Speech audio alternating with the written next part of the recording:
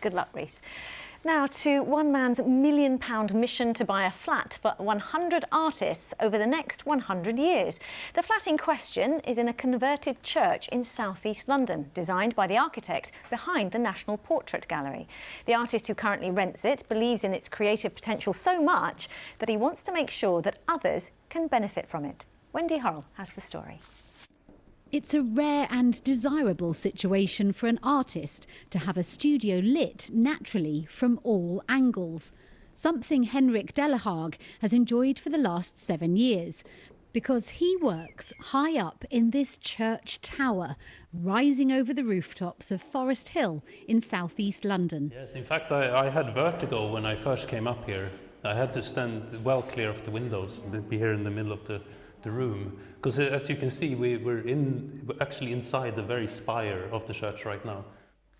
Well, not every kitchen has a clock for a window, and it works. It works. Wow. And it also does this. That's pretty cool. Yep. And I gather locals will use it to tell the time. Of course, yes. And I do think that it is the responsibility of any custodian to make sure that it's set to the correct time. He's been renting, but now the landlord has to sell. So Henrik is trying to raise £1 million to buy the tower, his home, and then give it away.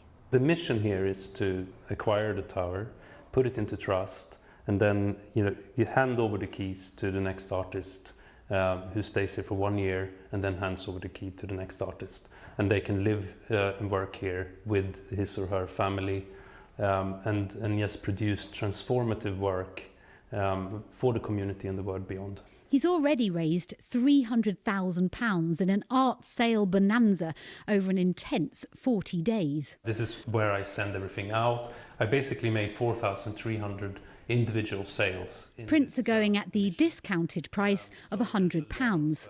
You do the maths, you'd have to sell 10,000. What I need now is basically one or possibly a few patrons to come on board and just nail this.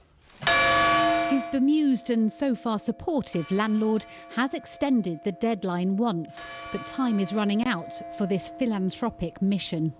What's to stop you once you've managed to raise £1 million, say you raise it, just going, great, lovely, my home for life? Yeah, I mean, nothing has stopped me except I think I would probably be quite scorned, And sued. And sued, probably. Yeah. No, I have no interest in doing that. In fact, I have no interest in owning this tower. I don't believe it should be owned by anyone. Wendy Hurrell, BBC London. OK, one of the boldest and brightest TV shows is back on our screens from tonight.